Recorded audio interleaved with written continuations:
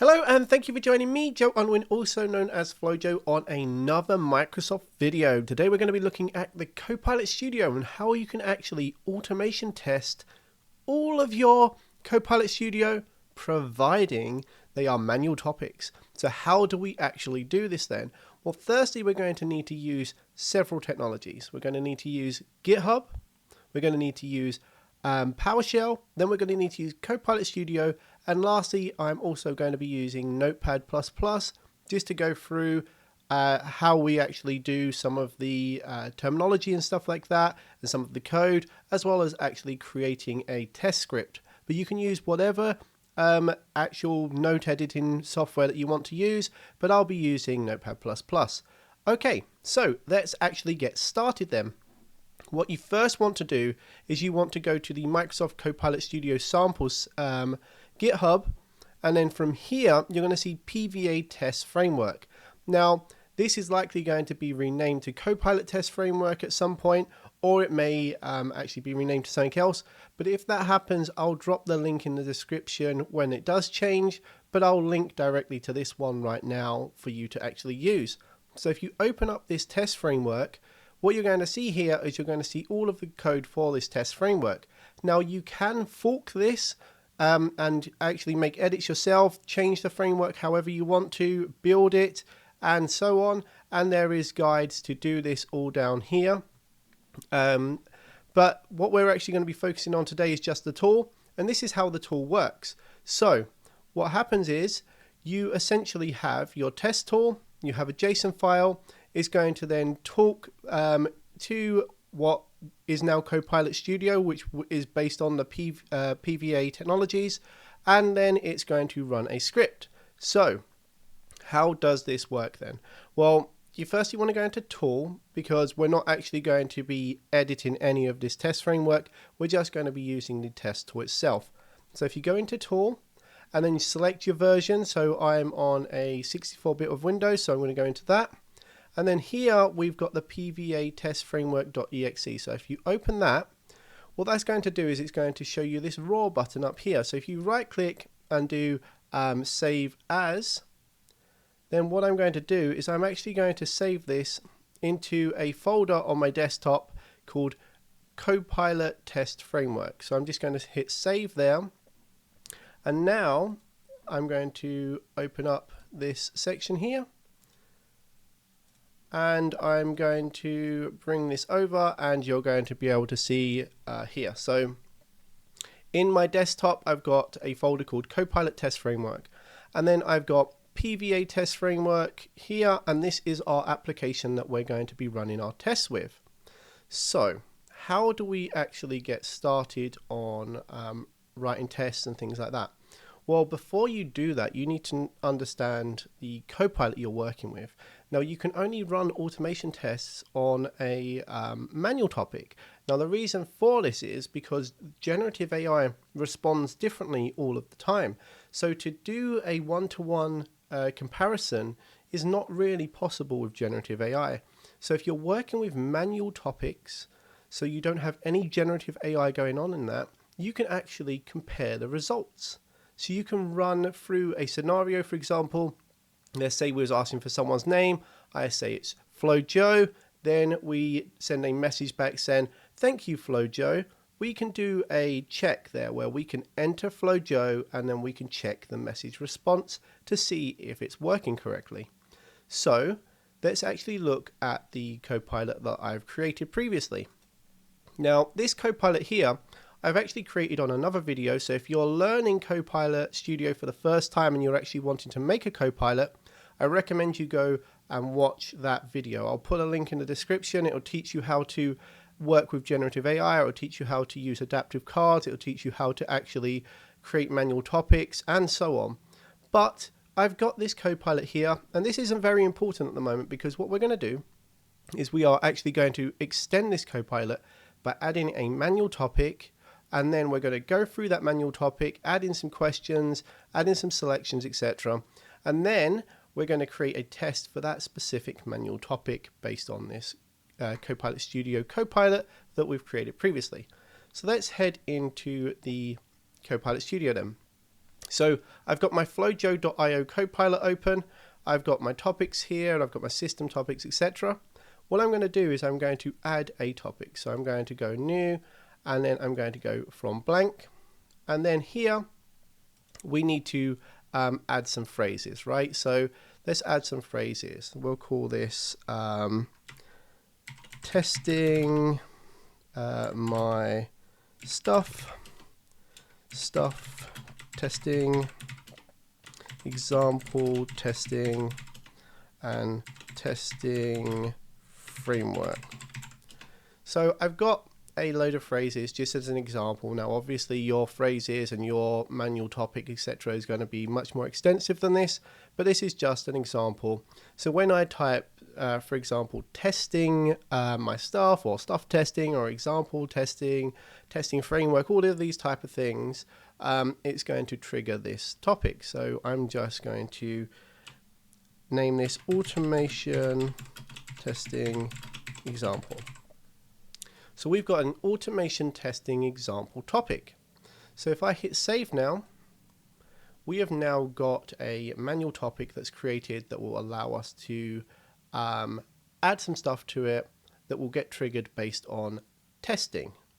So what we're going to do then is we're going to firstly add a node, and then we're going to ask a question, and we're going to say, what is your name? And then we're going to change this here to, let's have a look. So we can say person's name here.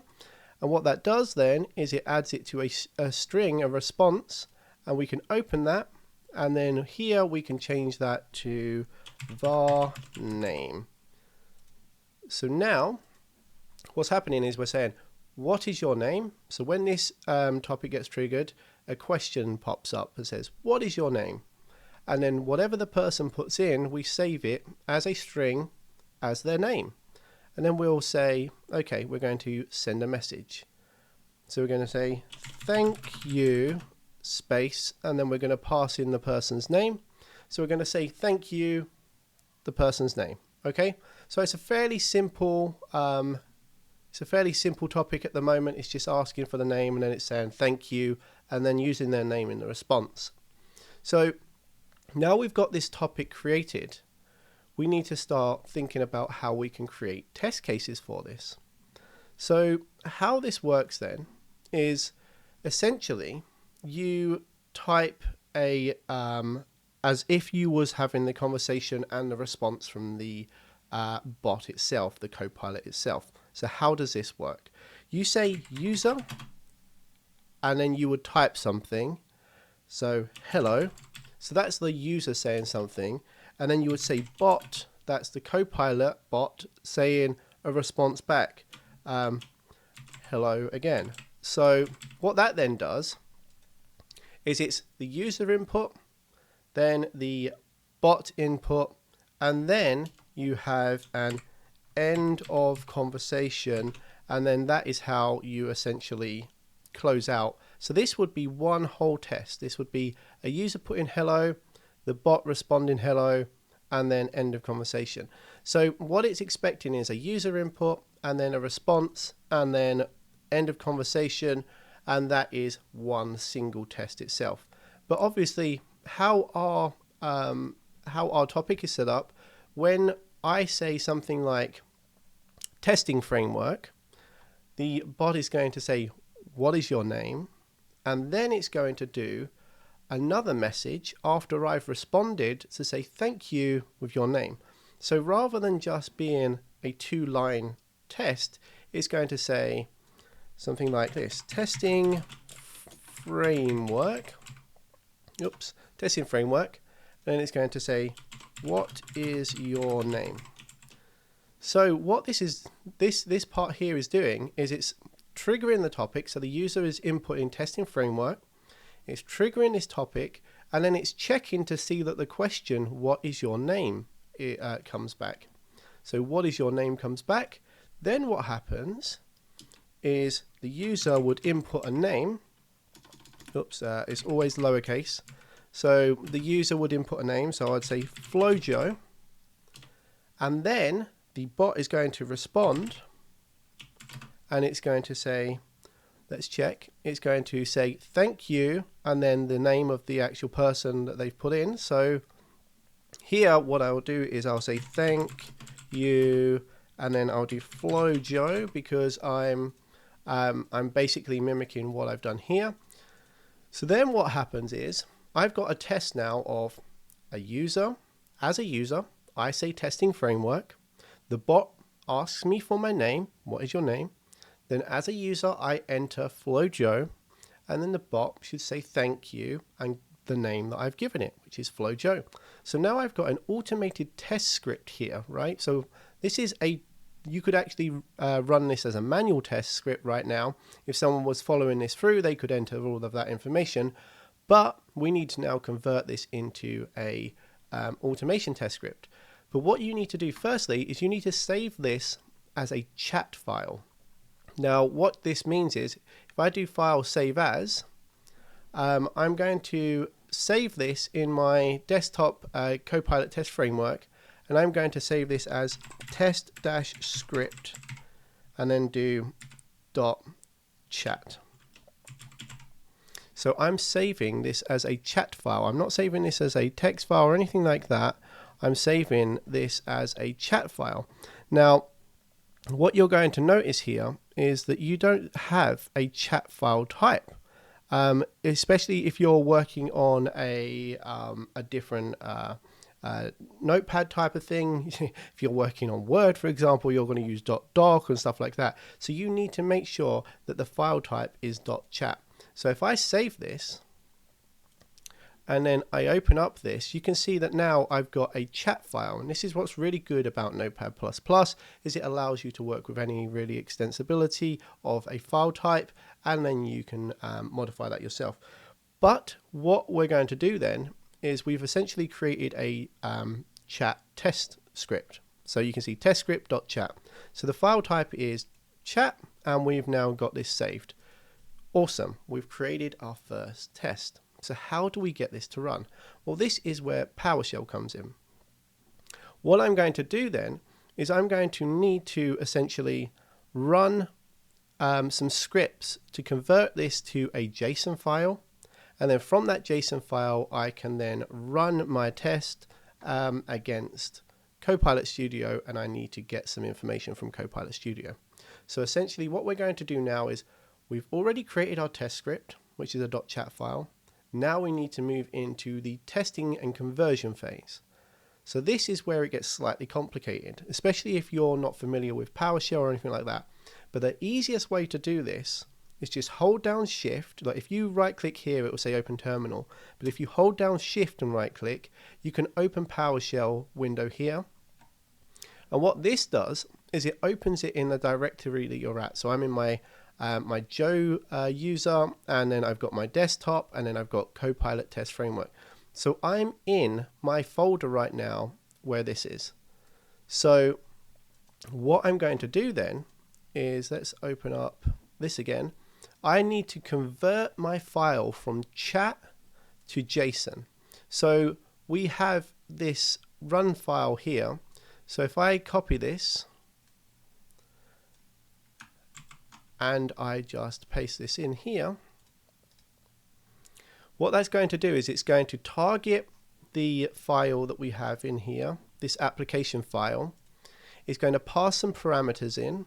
So it's going to pass the path of the test script.chat, and then it's saying to output the file as a test script.json. So if I hit enter here, you can see that the conversion process has started, the conversion process has ended. So if I go back to this folder now, you can see we now have a JSON file called test script. So we now have the converted file, and you need to do this every time you update your test script .chat. You're going to have to go through this process of converting it to JSON. Now it adds a lot of stuff in there. You can write the JSON yourself if you want to, but it gets far more complicated than just writing user said this, bot said this, end of conversation. So it's really best practice to focus on the chat file, then convert it into a JSON. And then once you've done that, we then go into the next section where we are going to run our script. Now, with the run script, we're going to do the same thing where we're targeting the PVA test framework. We're going to say it's a test. We're going to pass the path of the actual JSON file that we've just created, and then we need to do a token endpoint. And this is where we're going to have to change this. We're going to have to change this URL to essentially be the URL from our Copilot, so that then once you run this, it tells it to go to this Copilot, run these tests against it, and then comes back with the results. So where do you get this from then? Well, firstly, what you want to do is make sure you've saved, go to publish and hit publish. A few moments later. And then if we go into the settings section here, we have all of our information, right? But what we need to do is we need to actually extend this, right? So if we go into the channel section and go into the mobile app, we need this token endpoint.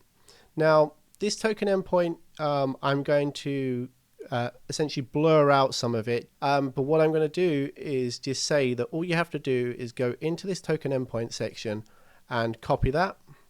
So once you've copied that, then you come back into your notepad, and again, I will block out this URL part on the video, but essentially you're just pasting it into here, and then you've got -- token endpoint space the mobile URL, and then space, then -- log and verbose. So now we just copy that.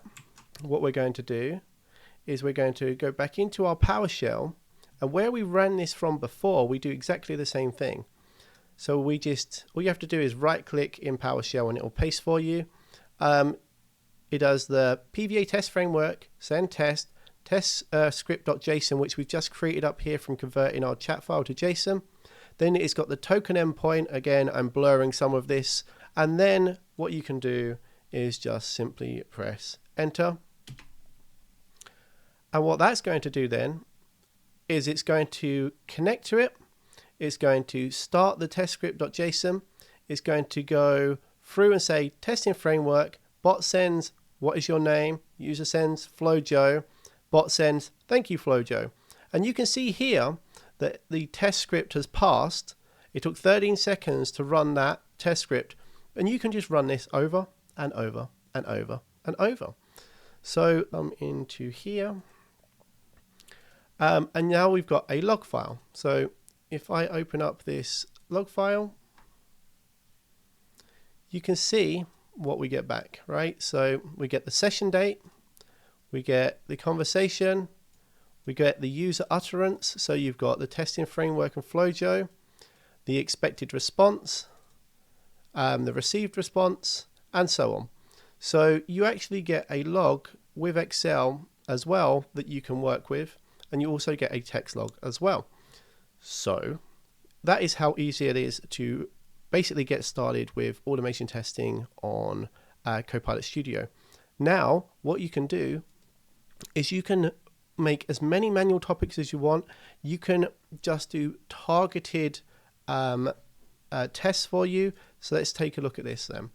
We've got users entering something, bot saying something, user entering something. Now, if you've got multiple paths in your manual topic, you can do a user enters something and selects true or false and go down the true path, and go down the false path, and you've essentially got an entire automation way of stepping through any manual topic that you've created so that you can do automated testing and speed up the quality assurance of your Copilot.